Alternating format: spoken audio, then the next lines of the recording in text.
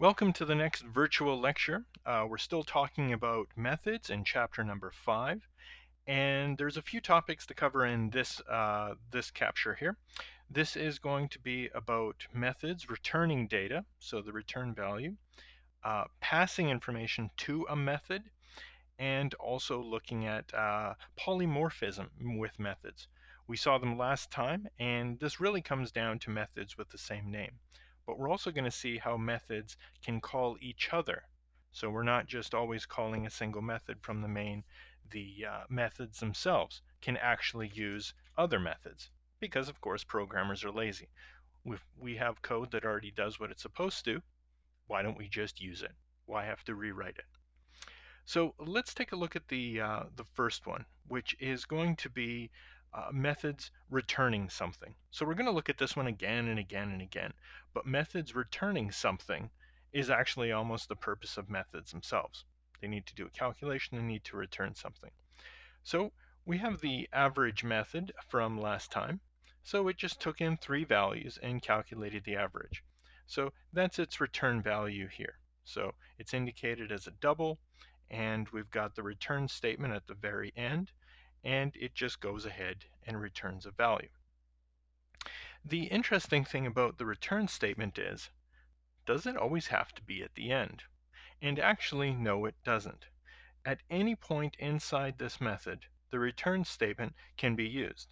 But it doesn't mean that it has any sense if we put it to the very top. So let's say we did very first thing in this method, we said, let's just return a 0. So every time you call this method, the parameters get set here, value 1, value 2, value 3, and it returns a 0. At this point, the method stops because it actually has a return value.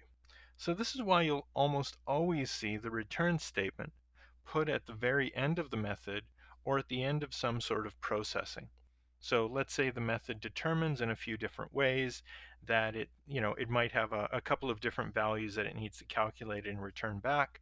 So we're going to return back, let's say if a value has a 0 in it, for example, the divide by 0, if the user didn't provide any input, if the method is supposed to do some input. But most of the time, almost all the time, you want to write your method so that the return statement is at the very end. Actually, I'm wondering what happens if we try and compile this one. Oh, would you look at that?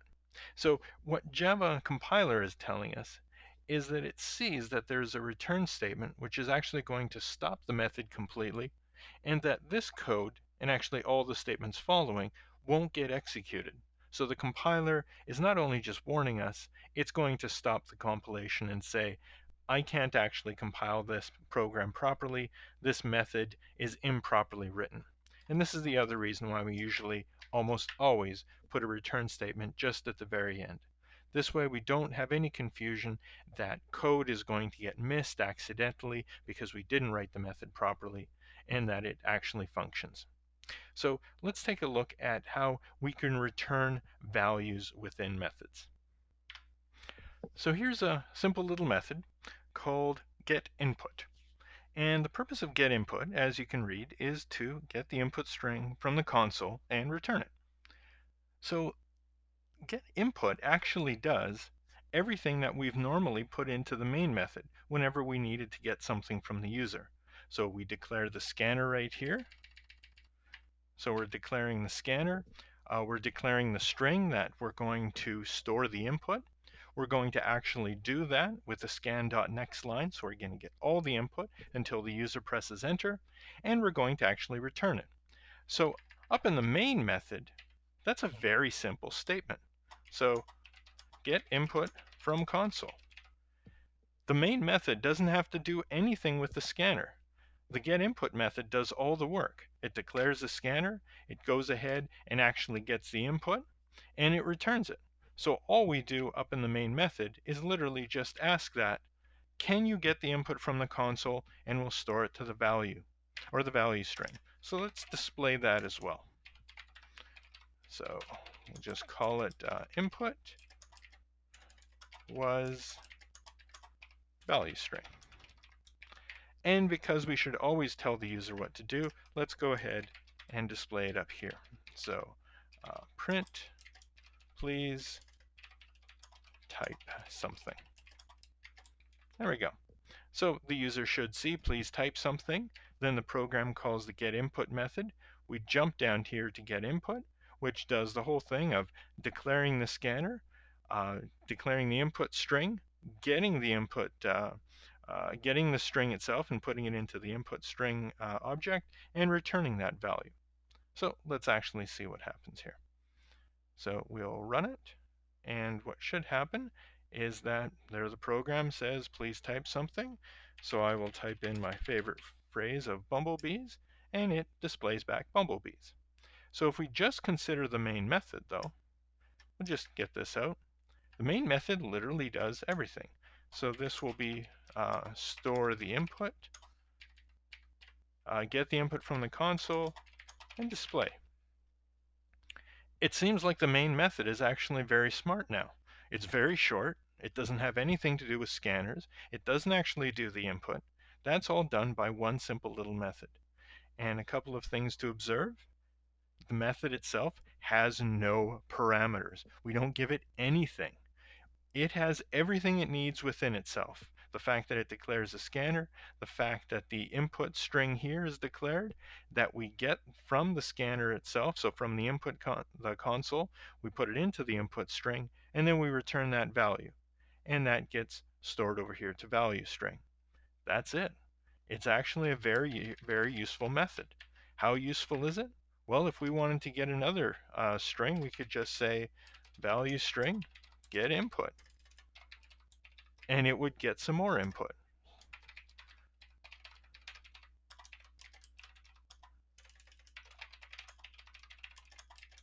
So we're just asking the user to type in another input string, and let's say we display that one too.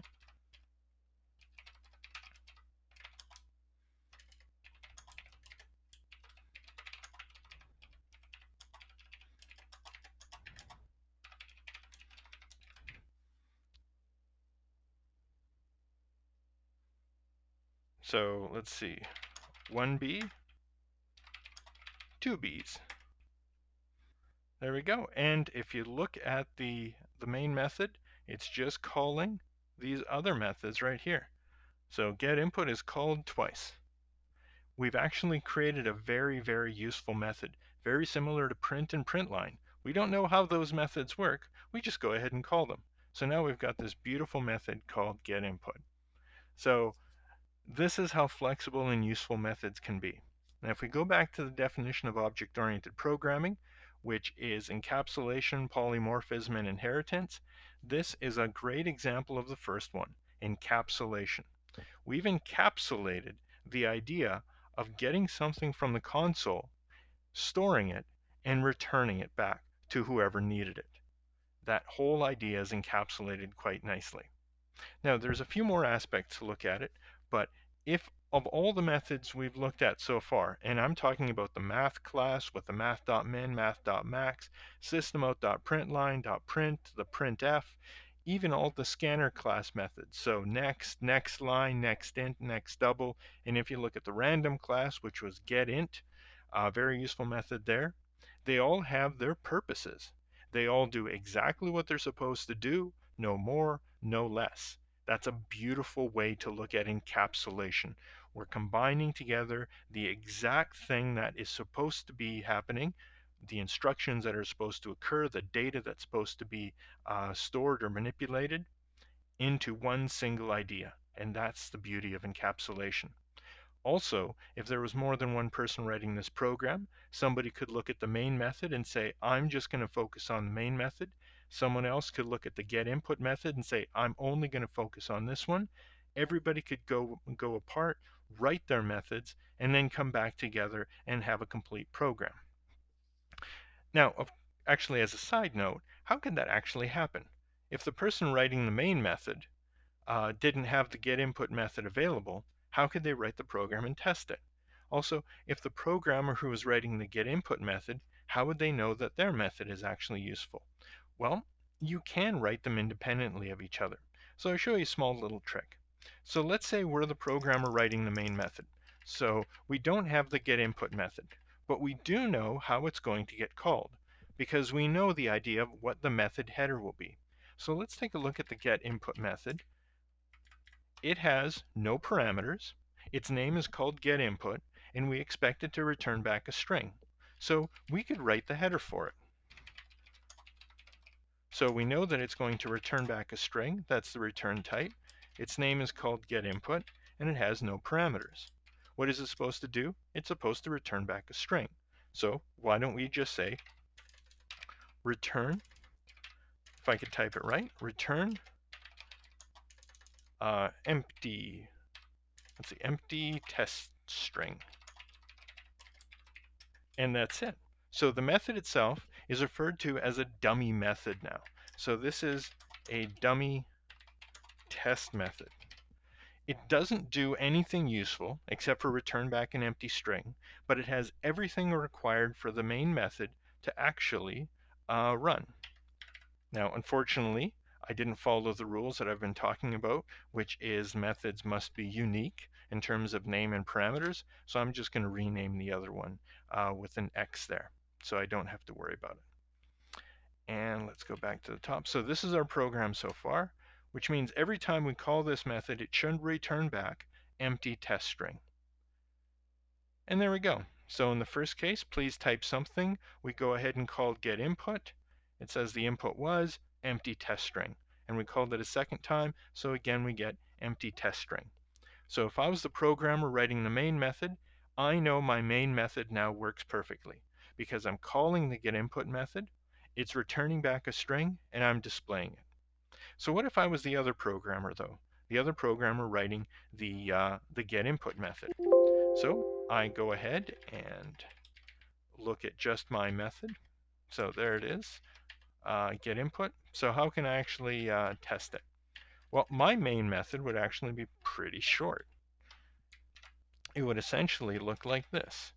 It would say maybe, let's see, system.out.println of getInput. That's it. So if getInput is supposed to return back a string, which it gets from the console, I can just display that. And let's put something here that the input was. So we've got some string concatenation going on with whatever string is returned back from getInput. So let me compile that. We'll run that one. So what happened in the main method?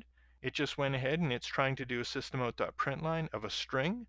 That string is composed of this string literal here concatenated with whatever the method getInput returns. So then getInput is called, which declares the scanner, gets that input string set up.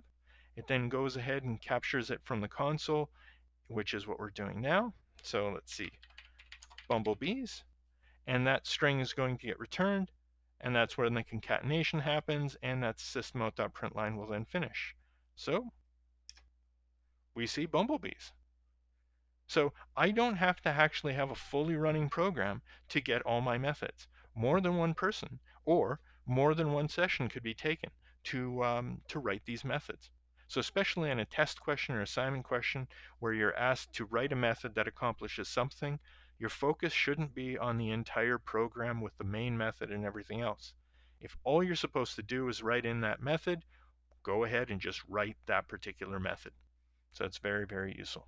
So let's back up just a little bit because I wanted to show you a couple of lazy programming tricks when it came to methods. So we'll come back here to where we just had this. There we go.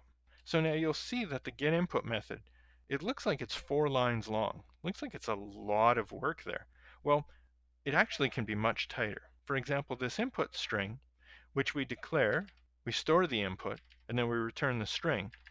Well, since scan.nextLine itself returns back a string, keyword there returns, why don't we just put that right inside the return statement? And we can actually do that. So we'll just put that inside here.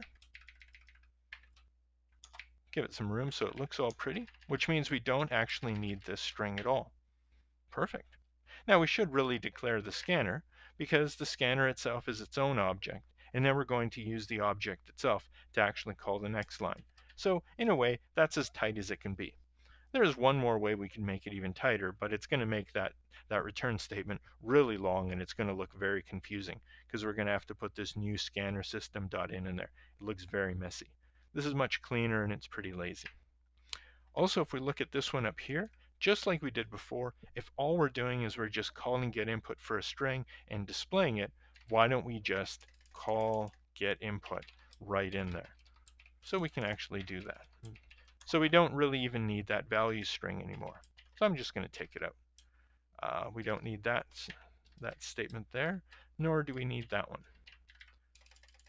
So we'll just go ahead and say get input. So let's take a look at this program. It's a little tighter, and it should do exactly what it did before. Perfect. So you can see how efficient that get input method is. Not only does it declare the scanner and do all the work of getting the input and returning it, it really makes the main method much smaller. And you'll see that there's no scanner inside here at all, which is nice. Now, if you're also wondering, we do have to declare the input java.util.scanner. And the reason for that is this whole class called method tester does scanner stuff. So these two methods are within that class. So if even one statement uses scanner, of course we have to do the input or the import. But that's just one line of code at the top. We don't really have to worry about it too much. So let's look at some more returning of data. All right, I've modified the program slightly. I've kept the getInput method in there. We're going to come back to that in just a moment. But I removed all that code from the main method because I'm really not doing anything else with getInput at the moment. But you'll notice that I'm using a method called display. So this displays a string to the console. So this is exactly the same as systemout.print or .println. So I'm going to assume that this is the same as .print, which means I need to call a method that does the .print stuff. So let me go ahead and call it. So, or write it. So it's going to be public static. I'm going to leave an area blank here for just a moment. The method is called display, and it has one parameter, which is a string. So I'll just call that string message. And the purpose of this method is to literally do systemout.print. And we're going to display the message. Perfect. So now you'll notice when we call the method, there's no assignment. It doesn't actually store any return value. If we look at getInput down below, it did a return of scan.nextLine, and it returned back a string of some sort. But in this case, the display method doesn't return anything. It gets passed in a string, which is hello world, but it doesn't actually get anything back, or we don't really care if it returns anything back. Purpose of it, encapsulation idea again, the purpose of it is to display to the console. So in this case, the return type is void. And void by definition means emptiness or nothing. It's very different than null or zero. What void means, nothing. Nothing will get returned. There is an emptiness in terms of calling this method. You will never be able to say string X is assigned display. Java will actually have a problem with that. So let's actually run this method and let's put that statement in there. But before I compile it, take a look at the static public void main. That's what the void was all about. So when the virtual machine runs this program, or this program class called method tester, and it looks for the main method, it knows that that main method is just going to accomplish something and then stop. The main method, even though it's a method, does not return anything to the virtual machine. The virtual machine just calls the main method, the instructions execute, and when the method is done, the virtual machine stops the program. It's expecting nothing else back from the main method. And that's why the main method is void. Hopefully now you know what the void is all about. So we've got our display method here. Let's compile it. And let's actually run it and see that there we go. We ran the program. Display hello world was called. Display got the string, passed it in as message. Message itself was sent to systemout.print, and we saw the message on the screen, hello world. So now you can use this for all your programs from now on. As long as you have a display method in your program like this, you can call it and just say display. You don't need to actually do systemout.print or anything like that. And if you wanted to be super lazy, you could even just call this method D for display. And that would work perfectly fine as well. It might be a little bit confusing for somebody reading it because D doesn't really indicate what it does. Display does have a much better meaning, so we'll return back to that. Now I wanted to show you that the void method returns nothing. Literally, there is nothing to be returned. So if we tried to actually store the value, the compiler should tell us that there's a problem. And there it is. Incompatible types, void cannot be converted. Well, void can't be converted to anything. So it doesn't matter what data type you put in here, this would not work. So now you know the difference between a method that does return a value, and that could be math.min, math.max. It could be any method returning a string, could be any method, or it returns nothing. And if the method returns nothing, we call that a void method. And we have to use the keyword there, void, in the definition of that method. I sort of like that one. Now let's carry on with another method where we pass in a parameter and we'll look at a different combination. Let's write math.min or math.max. Okay, so I've modified the program slightly, and what we have is a main method that doesn't do anything yet. I've introduced the beginning of this method here. I'm going to call it min. So we're going to replicate math.min. We're going to write our own min. And I'm going to keep the getInput method around. We're going to modify it very slightly. And I'm keeping my display method because you know what? I have it. I'm going to keep using it because I'm super lazy. So let's modify our getInput method first of all, because instead of getting input, which is going to be a string, I want to get in an integer. So I'm going to modify this one to getInputInt, which means there's a couple of things I have to do. Number one, change the return type to integer because I want this method to return back an integer. I'm going to change my comment a little bit, and I'm also going to have to change scan.nextLine to scan.nextInt because this method returns back an integer. Yes, so now let's go up to the main method and we'll use that one. So I will get rid of the yellow marks there, and let's declare an integer a and also an integer b because I want to figure out what the minimum of a and b are. So I want to get the values from this. So let's see, I could type in system.out.print get value for a, but I just remembered that I have a display method, so I'm going to use display here. So get the value for a. So how do I get the value for a? Well, I want to assign to variable a here whatever my getInputInt method does. I'm not going to be using any scanner.nextInt stuff. I'm too lazy for that. I've already got a method that does it now. Now I'm also going to get value for b.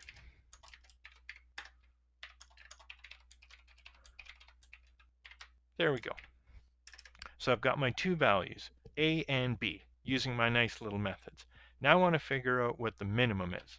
So I'm going to go up here, declare my minimum value, and figure out what the minimum is. So the way I'm going to call it is this way. Minimum, and let's actually change the name here so it looks a little different than the method call, is set to the minimum of a and b. So I'm writing my method. So display the min value is minimum. And if you remember from last time, this does a systemout.print, not a systemout.println. So I'm going to add in a new line symbol here. So let's get down to our min method. So if we look at it, we know our name is min. We're going to take a look at the two parameters. So if we look up above, we've got two integers, a and b. So I know I have two parameters, int value 1 and int value 2. I don't have to call them a and b. Those are for the main method. These are the parameters for this method itself. I'm going to call them value 1 and value 2. And I know it's going to return back an integer because it's going to be one of those two values. So there's my return type. And if we go up here to the call, which is min, it's going to assign the return value to minimum, which is also an integer. So everything looks clean and cool. Now, I just want to do a quick test, make sure everything else is compiling. So I'm going to return the value -1. I mean, it's not any of the values that the user is going to type in, but I know if I get a value of -1 displayed on the screen, I know this will work perfectly. So let's go ahead and compile it. Let's run it. Let's type in a value of 4 and a value of 5. Minimum value is -1. Perfect. Everything's running exactly the way it should. So let's actually write the min method. So what is the min method going to do? Well, it's going to figure out which is the minimum of value 1 and value 2. So I'm going to call it minval. That's the variable I'm going to store the minimum in. So int minval, just give it a 1 there. Now we know there's a few different ways to do it. We can use an if statement, we can use a conditional operator, and the conditional operator, we're going to tweak that in there at the end, but for right now, let's just do it as an if statement. So if value 1 is less than value 2, clearly value 1 must be the minimum value. So minval is assigned value 1. Otherwise, value 1, it must be greater than or equal to value 2. So in this case, minval is assigned val 2. That's it. So let's give this little declaration here for a comment. Min determines the minimum value of val 1 and val 2. Now let's see if it first compiles, and let's see if it actually runs. So we've got a value of 4 and a value of 6. Minimum is value of 4. Let's run it again and change those values of 6 and 4. The minimum value is still 4. And if we type in the same value, minimum value is 4. Beautiful. We've written our own min. So we don't actually have to use math.min and math.max. We can definitely write our own. But of course, this min method can be much, much tighter. So there's a couple of different ways we can write it tightly. So first of all, what we could do is get rid of this minval business. We don't need it at all. And use the idea of multiple return statements. So in this case, we could say return val1. Clearly that must be the minimum. At that point, the program will stop, or the method will stop. Otherwise, just return val2. Now, in this form, it looks all fine and dandy, and if we were actually writing a program in C, this would actually be okay. I think even C++ would permit it. Java's going to have a problem with this one. But before I compile it, one more glance up here. You'll notice I'm modifying the method, but I'm not modifying the call to it. Min is still going to determine the minimum of A and B. How it does it, that's not important when it comes to just the main method. The main method is just doing the call. We're focusing on making sure this method is clean and doing exactly what it's supposed to. So we don't have to modify anything in the main method. Another good reason of this idea of encapsulation. We are encapsulating the idea of focusing on just determining the minimum. We're not worrying about how it's getting called. That's not our focus right now.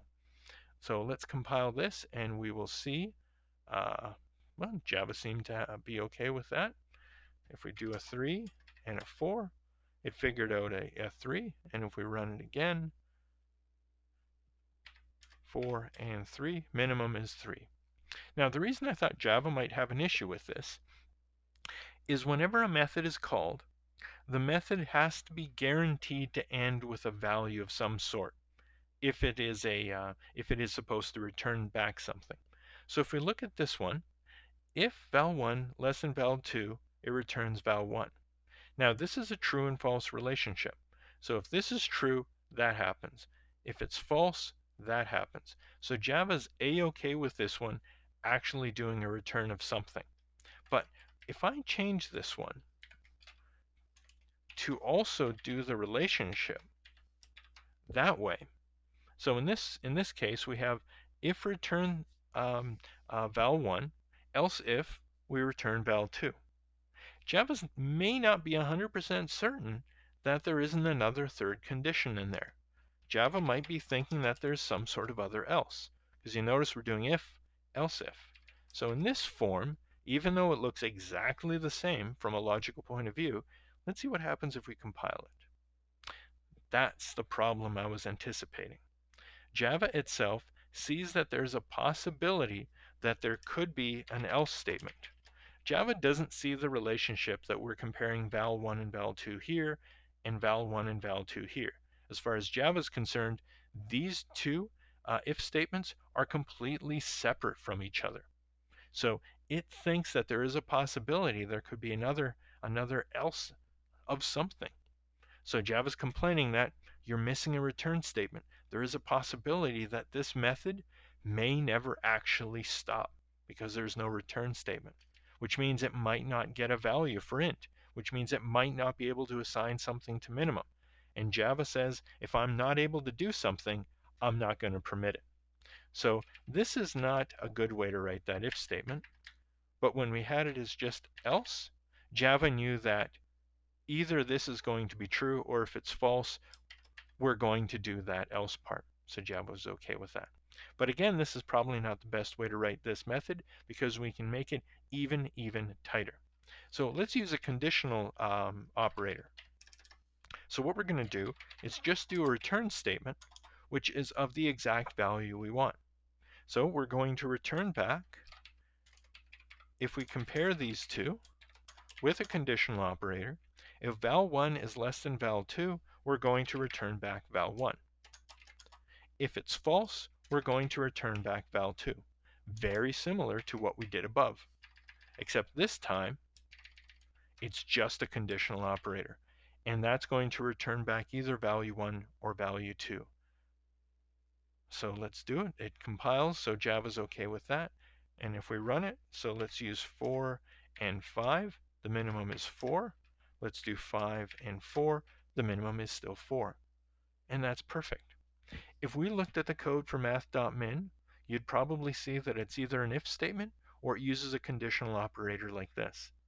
The other beautiful thing about this min method, it's very tiny, which means you don't have a lot of extra code just to figure out the minimum of A and B. Another programmer looking at that, it makes perfect sense to them.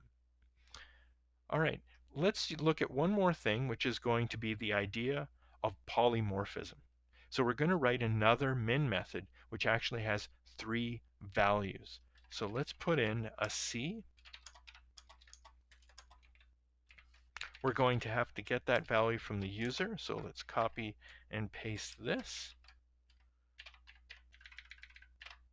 And now we'll figure out the minimum of A, B, and C. So now, of course, if I try and run this, what we should have is the problem that Java's saying, you're calling a min method here, but I can't find a method which has 3 integers. I only find one that has 2 integers. You better fix it before I'll let you compile properly. So we have to do a modification. Your first inclination is probably going to be to modify this min method and just slap in a value 3 and then just do the comparison. That is not a very lazy solution. We already have a min method that does exactly what it's supposed to for 2 values. What's a third value? Well, it's going to be comparing the minimum of the first 2 against the third. So what we can do, and this is the idea of polymorphism, I'm going to copy this one and add a third parameter.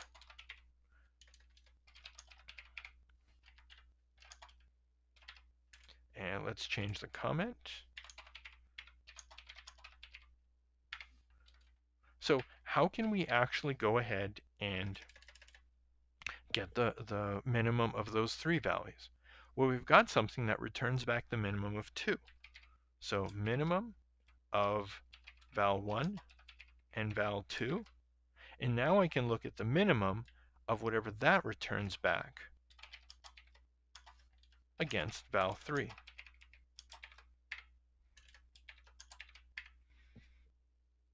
So this is going to call the first method here called min, which has 2 parameters. And then this min here is again going to call this min method with 2 parameters. Now, if it's not obvious, it's because this is a pretty lazy and efficient way to do it. But let's split it up just a little bit. So what I'm going to do is declare a value here called temp min, and it's going to be the minimum of val1 and val2, and then temp min is going to be the minimum of what we currently have of the minimum of those two against val3. And then I'll just return back temp min. So this sort of expands that idea that we were just talking about. But again, we're going to call the first min method, and then we're going to call the same min method again to calculate the minimum of the temporary minimum against val3, and then return it. From a main method point of view, it looks like the min method can be called either with 2 values or 3. But really now we know the real truth. There's actually 2 methods called min. One which has two integer parameters and another one which has 3 integer parameters. This is polymorphism. What it means is that the min method has many faces. You can look at it as having 2 parameters. You can also look at it as having 3 parameters. But the absolute truth is there are individual methods. There are 2 methods here. Java doesn't see them as the same method. We're the only ones that do, because we understand how to read things. But Java internally compiles them as 2 separate methods. So let's take a look at this one. So value for A will say 1, value for B will say 3, and then 0. Minimum value is 0. Let's try it again with 0, 3, and 1. 0 is still the minimum, and then 1, 0, and 3, 0 is still the minimum. So that works perfectly fine. To actually see how this executes, let's put in a display statement. So display min, let's put in an underscore and underscore, so we can see that it's the min method with only 2 parameters. And this one, we're going to, just before the return statement, display min with 3 parameters. And what we should see on the screen is as it calls each one of these, we should see that display as it's calling each individual method. So let's compile it and run it now. So let's try the value 3, 2, and 1. So here we see that the first call of minimum goes to this one over here. And we know that because the first thing we see is minimum of val2, of val1 and val2. And that is this output down here. And then we see the call to minimum for temp min in val3. That's this call here. And then at the end, once we have all of those comparisons completed and we have the absolute minimum, then we're doing this display here, and that's what we see here. This is a very good example of a couple of ideas. Passing in parameters, methods with different parameter lengths, and one method calling another method. This is the example of encapsulation, where the minimum is doing exactly what it's supposed to do for 2 values Another method of minimum doing exactly what it's supposed to of 3 values, and the idea of polymorphism, or many faces. It looks like the methods themselves actually have different parameter lengths depending on how you call them, but we know that they're actually individual methods. Now, let me give you some definitions here of what we're actually talking about. So, we looked at various parameters. So when we actually call them, so in the main method up here, these are actually the arguments, A, B, and C. So in some programming terminology, that might be called the parameters, arguments. People seem to interchange them, but in proper definition of when you're making the call, that is a list of arguments. So they're either variables or they're actual values like 3 or 7 or a real string like Bob. The parameters themselves are in the method header. So this part right here. So that's where we have val1 and val2. These are parameters. And same for val1, val2, and val3. These are parameters.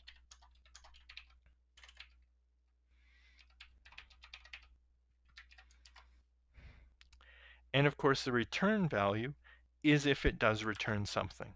So if we look at the min method here, both of the min methods return back an integer. If we look back at the getInputInt method, that returns back an integer as well, and the display method returns back nothing, and that would be the I'm not returning anything value.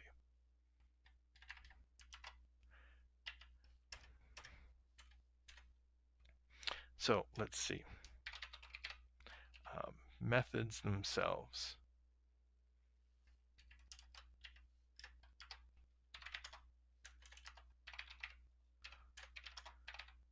The method header with only the data types of the parameters is called the signature. What does a signature mean?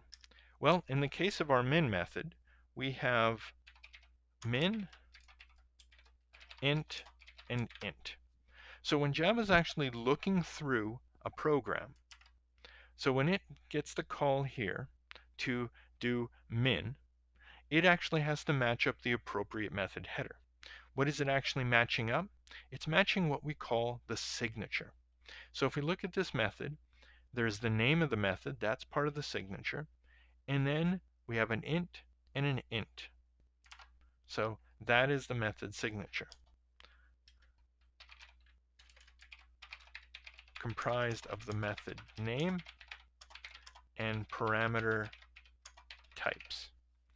Now, we also call it the method header. The method header is different because the method header actually has names for the data types. So in this case, the method header is called min, that's the name of the method, but then it's got an int parameter called val1 and another int parameter called val2. That's the method header. This is where it gets a little confusing. So the method header has fully named parameters, but the method signature only looks at the integer. So it's just a terminology difference. But the method signature is how Java really determines which method it needs to call. So when we do math A, B, and C, those are 3 integers. So Java has to find the min method here and then find the appropriate method to call.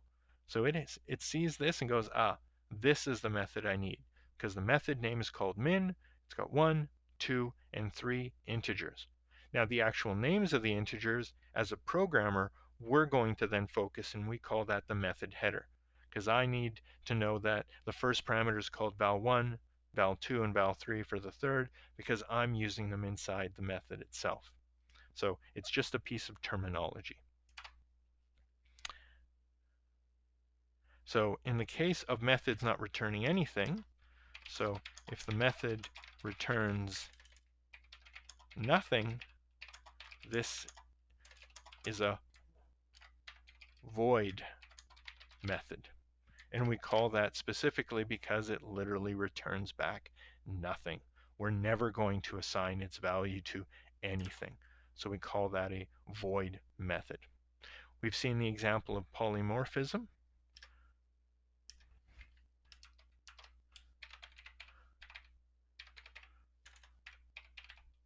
Polymorphism, which is a method name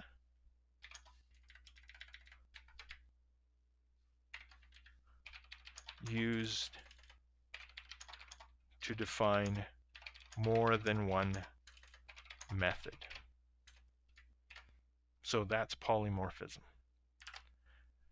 For one instance, classes themselves have a different type of polymorphism, but it's still somewhat related to methods.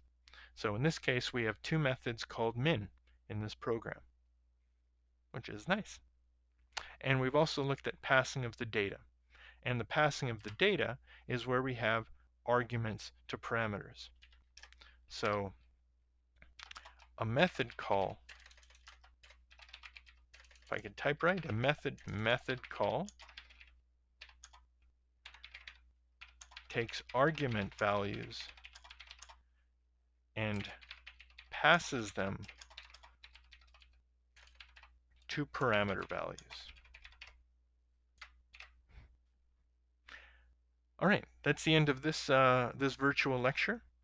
In the next one, we're going to look closely to how the method itself gets created in memory, how the values get created in terms of the variables, and what happens when the method finishes or collapses.